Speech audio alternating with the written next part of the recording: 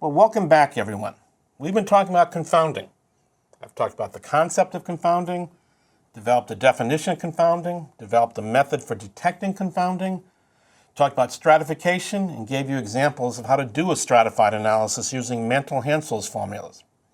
The last thing I want to talk about in terms of confounding is to ask, is there anything you can do in the design of a study that will minimize the potential for having confounding in your data set?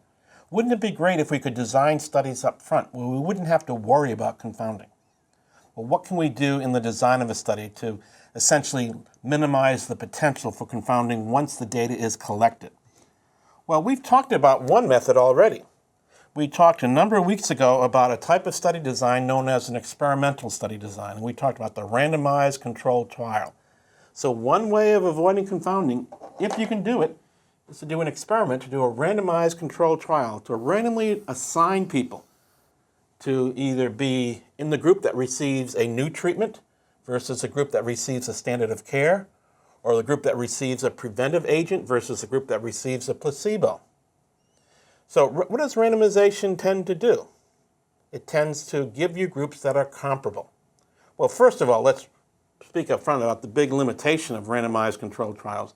They're only limited to places where you can do experiments, and you have to have that ethical justification, the equipoise we talked about. So you couldn't do a randomized controlled trial randomly assigning people to smoke or not to smoke to see if smoking causes heart disease. That's unethical. But you could randomly assign people to take an aspirin a day versus a placebo to see if aspirin prevents heart disease.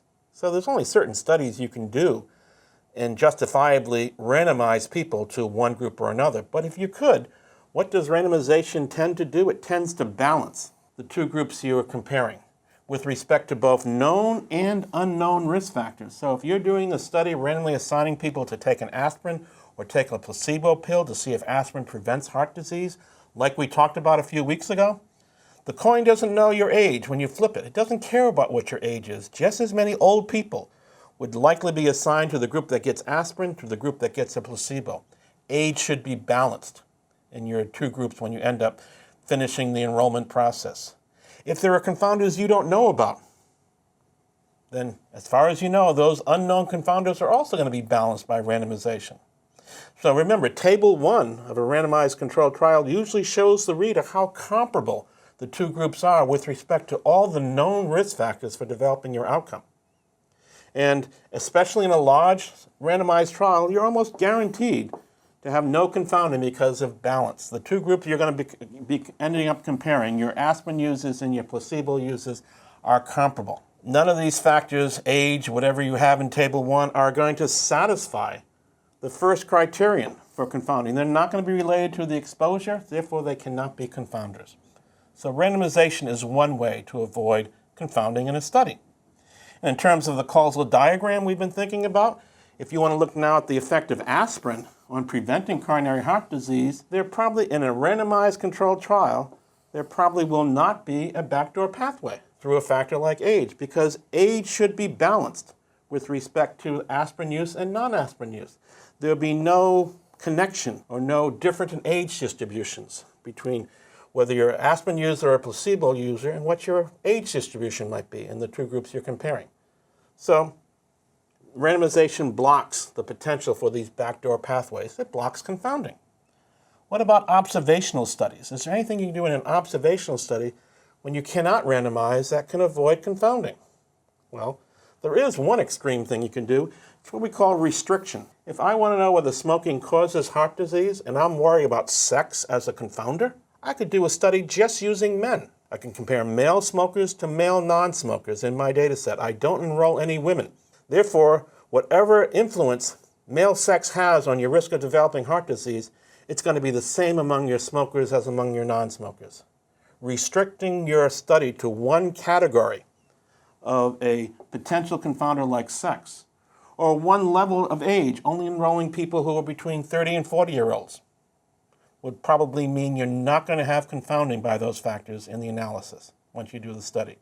There is a price you pay for this, though. If you do a study just using men and you show smoking is harmful, as it would be, you have no information from that study to talk about the effect of smoking among women. So restriction limits your generalizability of a result for applying a result to different types of people, say women who were not enrolled in your study? Well, is there a way you can still avoid confounding and not be so extreme as to only have one category of a potential confounder, only having men or only having young people in your study? Well, there is an alternative called matching. And matching is typically a form of restriction. Matching restricts who's going to be in your study, typically in your comparison group only. And matching is commonly used in cohort studies and case control studies to avoid potential confounding by a factor that you choose to match on. And I'll talk more about matching in the next series of lectures. But let's think about doing a cohort study in our minds and think about matching. Say we want to know whether aspirin prevents, again, coronary heart disease, not in an experimental study where you assign people to aspirin use or non-aspirin use, but in an observational cohort study where people themselves choose to either take aspirin or not to take aspirin. And maybe older people are more likely to take aspirin than younger people. But what if you do the following? Let's suppose you do a cohort study, and as you enroll your aspirin users, you ask each of them how old they are. And if someone says, I'm 62, you go out and find a 62-year-old non-aspirin user to enroll in your study. If an aspirin user was 79, you find a 79-year-old non-aspirin user to enroll in your study. So what you're doing is you're making pairs of people. One's taking aspirin, one's not taking aspirin, but each person in that pair has the same age. That's what matching means. You're restricting who gets into your study in the non-aspirin use because the only people who get selected in the non-aspirin group are people who can match to a person who's in your aspirin use. If you don't have any 69-year-old aspirin users, you're not going to enroll any 69-year-old non-aspirin users. So what does matching guarantee you in this cohort study? That after you finish enrollment, the age distribution of your selected non-aspirin users is going to be identical to the age distribution of your aspirin users. So there will no longer be any association in your data set between your age and your aspirin use or non-aspirin use. Again, you block the possibility of there being a backdoor pathway through age.